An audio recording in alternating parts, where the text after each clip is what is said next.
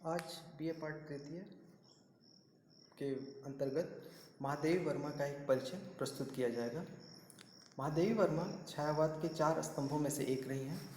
वो 4 स्तंभों में एकमात्र कवयित्री रही हैं और उनका जन्म 1907 में हुआ था और यदि पूरे उनके जीवन काल को हम देखें तो 1907 से 1987 तक रहा।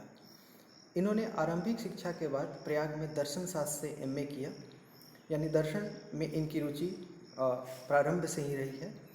प्रारंभ में इन्होंने ब्रज भाषा में कविताएं लिखी थी, लेकिन बाद में उनमें निखार आता रहा। सुभद्रा कुमारी चौहान से भी इनके अच्छे साहित्यिक संबंध रहे थे।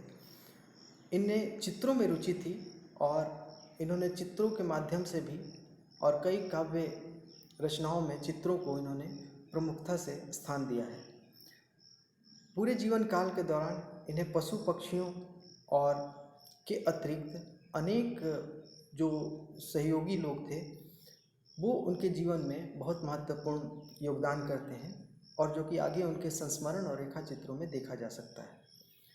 इनके साहित्य में बौद्ध की करुणा और लोक मंगल विधायिनी पीड़ा भी स्पष्ट रूप से दिखाई पड़ती है। निराला यानी साहित्यकार निराला से इनका संबंध बहुत आत्मीय था और उन्हें भाई के रूप में उन्हें दर्जा प्राप्त था और इनके कई संस्मरण जो हैं जो बेहद महत्वपूर्ण हैं, जो साहित्यिक के साथ साथ मानवीय संबंधों की गरिमा को भी बढ़ाते हैं।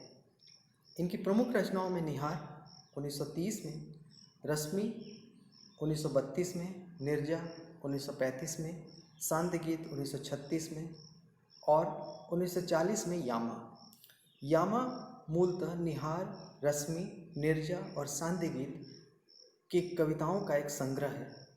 इस रूप में यामा उपयुक्त चारों ग्रंथों का एक तरह से संग्रह है। इसके बाद 1942 में दीपशिखा नाम से इनकी काव्य रचना आती है सामने। उसके बाद सप्तपर्णा 1960 में, जिसमें कई इनकी अनुदित रचनाओं को भी संग्रहित किया गया। 1988 में इन्हें पद्म विभूषण से सम्मानित किया जाता है और इसके पूर्व में उन्हें 1982 में यामा संकलन के ऊपर इन्हें ज्ञानपीठ पुरस्कार दिया गया। इनके संस्मरण और रेखा चित्र बेहद लोकप्रिय रहे हैं। निबंध में भी इन्होंने अनेक भावनाओं को व्यक्त किया है और वैचारिक धरातल पर संस्कृति वगैरह से लेकर विशेष रूप से कई नए बिंदुओं को उद्घाटित किया है। इनके निबंध भी संस्कृति के साथ साथ मानवीय संबंधों को रेखांकित करते हैं। इन्होंने आगे चलकर चांद पत्रिका का भी संपादन किया था, जिनके कुछ विषयांक हिंदी साहित्य ही नहीं बल्कि पूरे भारतीय इतिहास के लिए महत्वपूर्ण संग्रह बन पड़े हैं।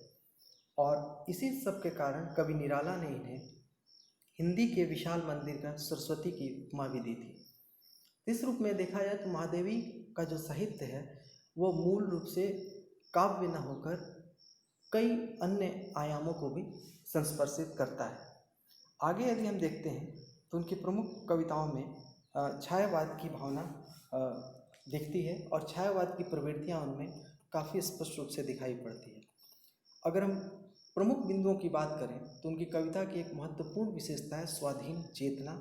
ये स्वाधीन चेतना एक स्वतंत्रता आंदोलन या राजनीतिक स्वतंत्रता मात्र नहीं है, बल्कि वह कई अन्य पहलुओं पर स्वाधीनता है, चाहे वो भाव के स्तर पर हो, चाहे वो प्रेम के स्तर पर हो, या फिर अनेक आयाम में भाषा, छंद, अलंकार, या फिर काव्य कला से अगर हटकर हम बात करें तो मानवीय कल्पना, स्वप्न, इन सब की भी स्वाधीनता या स्वच्छंदता है। और यही कारण है कि महादेवी कविताओं में एक प्रकार की स्वच्छंदता या भाव की स्वच्छंदता या स्वप्न की या कल्पना की स्वच्छंदता दिखाई देती है। इनकी कविताओं में जो प्रणय भावना है वो प्रणय भावना भी समकालीन कविता की महत्वपूर्ण विशेषता से जुड़ी हुई है। जिस छायावादी कविता की प्रणय भावना को यूटोपिया से जुड़ा जाता है, आदर्श या स्वप्निल प्रणय भावना से जुड़ा जाता है, कुछ वैसा ही रूप महादेवी की कविताओं में दिखता है। महादेवी के प्रणय भावना भी जो है वो पूरी की पूरी सृष्टि के प्रति अटूट संबंध के बीच में है। वो रहस्यवाद के आयामों को छूता है और इस रूप में यदि हम देखें तो उनका प्रणय बाकी कवियों से भिन्न कोटि का है और वो रहस्य और अज्ञात के प्रति है और वो विराट भी है और एक पवित्र भी है। इस रूप में उनकी कविताओं में कई स्तरों पर दिखता है, जैसे मधुर मधुर मेरे दीपक जल, प्रियतम का पथ आलोकित कर। अब यह प्रियतम का जो रूप है वो पूरे विराट के रूप में, इस रूप से महादेवी की जो कविता है वो विराट के प्रति प्रेम या विराट के प्रति समर्पण भावना को व्याख्यायित करता है। और इसी रूप में उनकी कल्पना जो है वो हर क्षितिज को तोड़ देती है या उस क्षितिज के पार जाती है। और यही कल्पना और प्रणय उनके अंदर एक प्रकार के रहस्यवाद को जन्म देता है। और ये रहस्यवाद मूल रूप से उपनिषदों के भी कई आयामों को छूता है। महादेवी का जो रहस्य है वो प्रेम, जिज्ञासा और नए नए प्रश्नों को खोज करते हुए व्याख्यायित किया जा सकता है, जिसमें उपनिषद के भी कई तत्व हैं। और उसमें देखा जाए दर्शन के रूप में तो वह बौद्ध दर्शन की करुणा या लोक कल्याण की भावना से भी प्रकट होता है। उनमें प्रकृति का सूक्ष्म चित्रण भी दिखाई देता है, जो मूल रूप से जिज्ञासा ही नहीं बल्कि उसके कई नए आयामों को संस्पर्शित करता है। चुभते तेरे अरुण बाण, इसके माध्यम से कवित्री ने नए संसर्ग को व्याख्यायित किया है, जिसके अंतर उनकी कोमलता ही नहीं बल्कि विराटता और सकारात्मकता का भी बोध होता है। इस रूप में देखा जाए तो उनकी कविताओं में जो एक मूल स्वर के रूप में देखा जाता है वह है दुख। महादेवी कविताओं में जो दुख है वह दुख नकारात्मक रूप में नहीं है बल्कि वह सकारात्मक रूप में है। महादेवी दुख के प्रति एक नया दृष्टिकोण प्रस्तुत करते हैं, जिसमें हम बौद्ध करुणा या आत्म पीड़ा को भी हम देख सकते हैं, यानी स्वयं कष्ट सहकर दूसरे को प्रसन्न रहने की बात महादेवी कविताओं में दिखाई पड़ती है। और यही कारण है कि महादेवी की कविताओं में जो दीपक प्रतीक है या दीपक या दिया का जो प्रतीक है वह उनके स्वरूप को नए रूप में उद्घाटित करता है। इसलिए दीपक का जलना उन्हें कष्ट नहीं देता, बल्कि वो कहती है मधुर मधुर मेरे दीपक जल, यानी दीपक का प्रकाश दूसरों को आलोकित करता है। इसलिए स्वयं पीड़ा वहन करके भी दूसरों को सुख देना या दूसरों का सकारात्मक विस्तार देना, ये उनकी विशेषता है। और इसी को हम कह सकते हैं लोक कल्याण की भावना या लोकहित की भावना महादेवी की कविताओं में है। और यदि देखा जाए तो महादेवी के पूरे जीवन में उन्होंने सिर्फ कविताओं के माध्यम से भी नहीं बल्कि अपने आहार और व्यवहार से भी अगर देखा जाए तो उन्होंने अनेक संबंधों को विकसित किया है जो मूलतः कल्याण से विकसित थे, चाहे वो पशु पक्षियों के रूप में हो या फिर अन्य किसी व्यक्ति के हो। इस रूप से महादेवी का जो दर्शन है वो मानवीय करुणा से ओतप्रोत है। और मानवीय करुणा से ओतप्रोत होना ये महादेवी की कविताओं की एक विशेषता है। और इसलिए महादेवी उस प्रकट करने के लिए उस तत्सम भाषा का प्रयोग करती हैं, लेकिन तत्सम भाषा के जो शब्द हैं वो नए अर्थ का विस्तार देते हैं।